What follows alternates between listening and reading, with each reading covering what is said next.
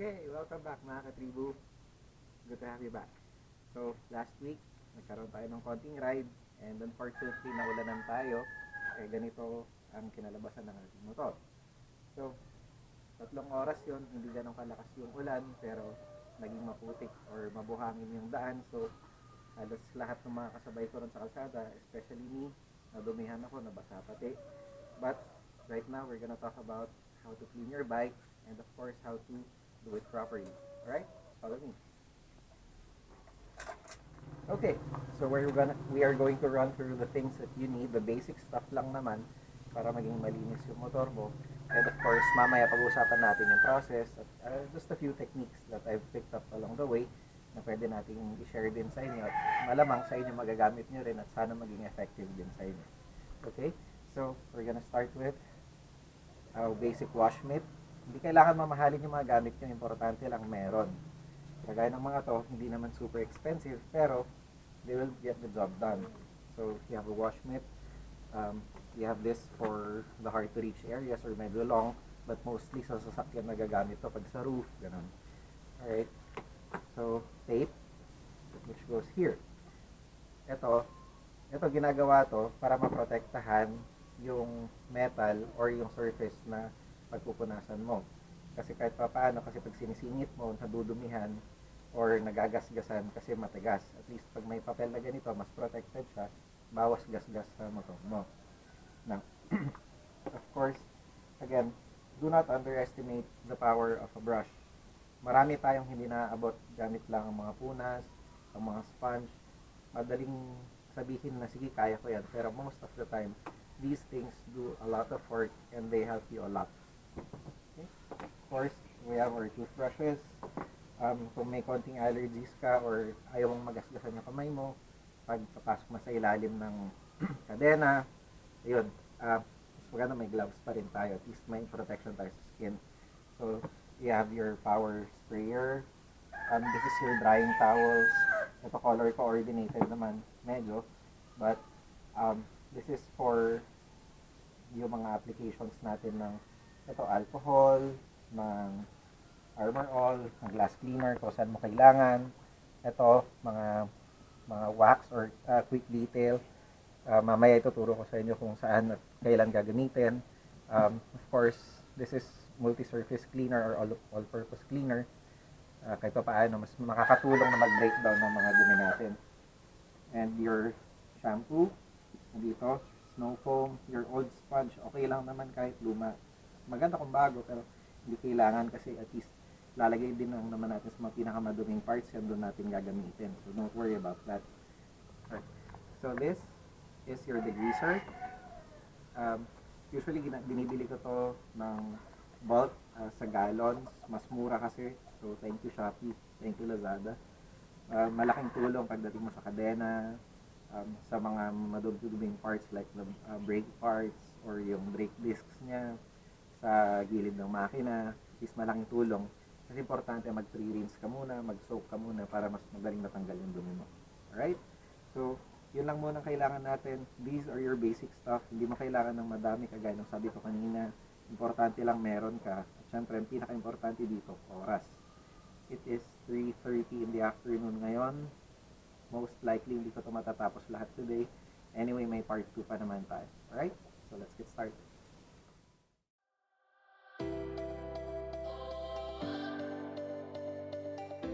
I'm very fortunate that the weather today is chilly and not windy. There's a storm passing through our area, but it looks like there's no rain yet, so I decided to make the most out of this weather. I hate having to wash my cars and bikes when it's warm, as the water dries on the paint in just a few minutes. So when washing your bike, please always consider these 3 things: location, weather, and water quality. Always try to find a cool, shaded spot to do your wash. Sunlight in our tropical country can be very harmful to your paint, so never wash in direct sunlight. Check your weather when you can as well. A windy day can dry the water droplets quicker than you might expect.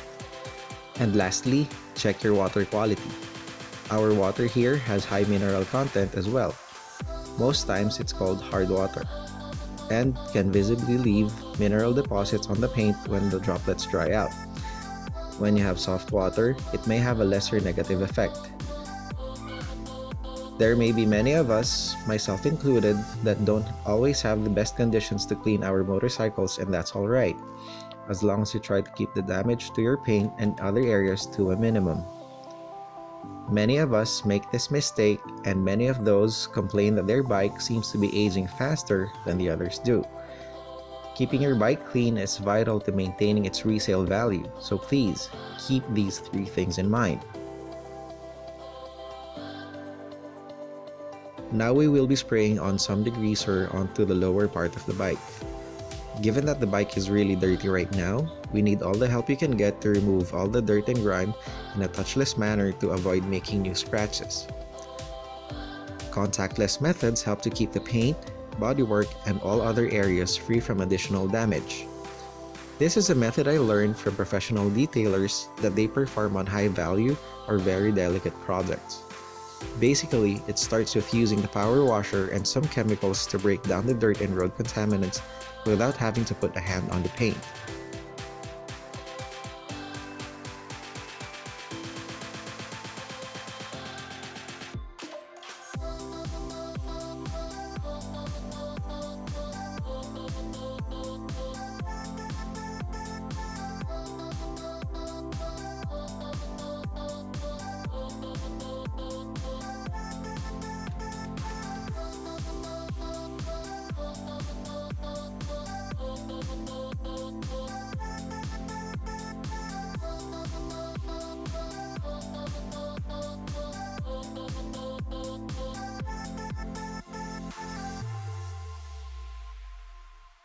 Next is to give the bike a pre-rinse with soap from a foam gun.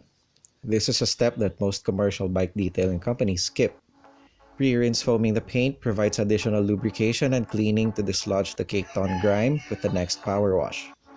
Combine this with the application of degreaser in heavily contaminated areas and give the chemicals a few minutes to do their magic, and you will have an easier time to clean up your bike when you get to the hand washing and scrubbing phase.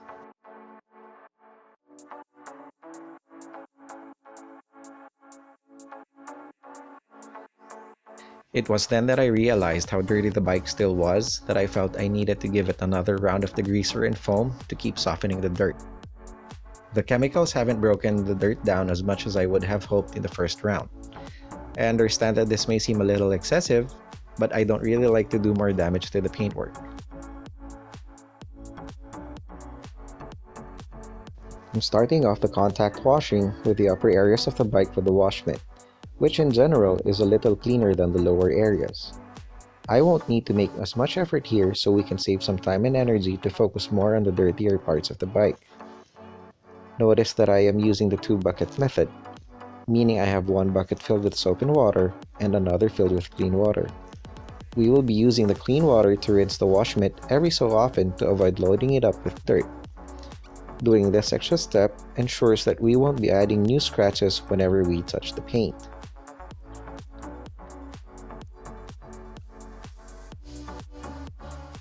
Using a combination of the brush and sponge, we will begin with agitating the dirt in the harder to reach areas of the bike. This is where washing the bike will take time. Try to develop your own process of brushing and scrubbing by identifying which parts of the bike will need more work and which will need less. Always remember to rinse your brush and sponge and use a separate container for you not to contaminate your clean soapy water.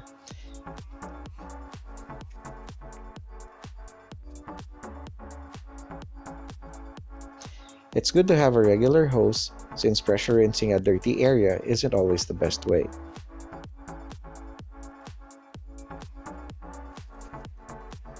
The water volume from your hose is better to wash away the agitated dirt from the paint and body.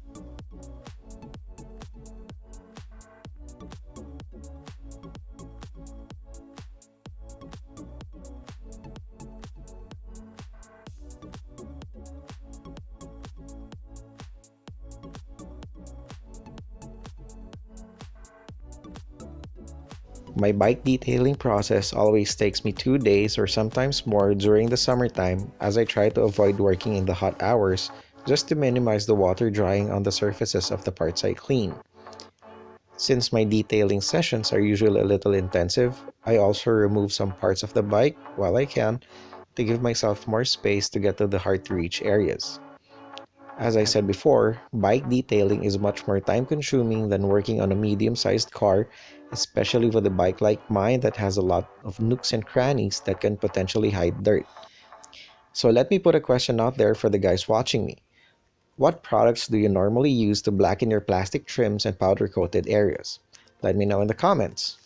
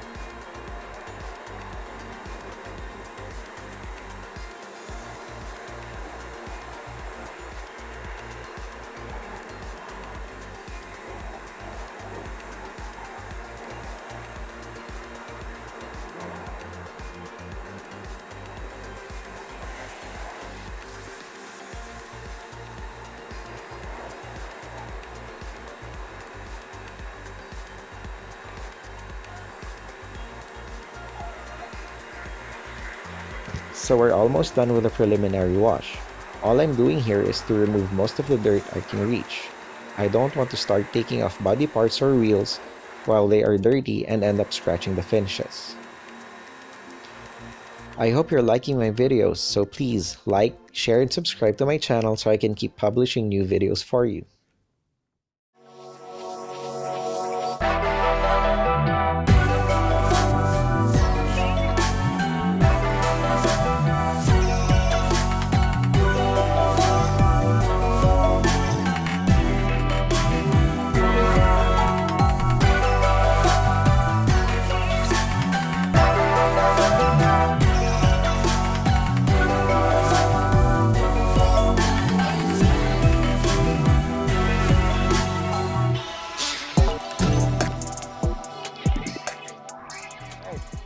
Welcome back mga katribu. So tapos na tayo. Ah, okay na muna for now. 2 hours naman nating nilinisan ngayon. 90% naman nakuha natin. Marami pa rin tayong hindi makukuha usually pag ganun. Kasi syempre, we're only human. Hindi naman natin mapaperfect yung mga ganyang bagay kaagad. But, importante, pwede na natin hawakan kapag nag-detail tayo neto. Mas magiging madali na siya. Kasi next time, magtatanggal na tayo ng tank, ng chain, ng side pods, ng seat. Lilinisan na rin natin yung sa may battery area. And then, hopefully, medyo mas ma-detail na natin ng konti. Mag-air dry na lang ako mamaya after this. Anyway, since padilim naman na, we can do that next time. Okay?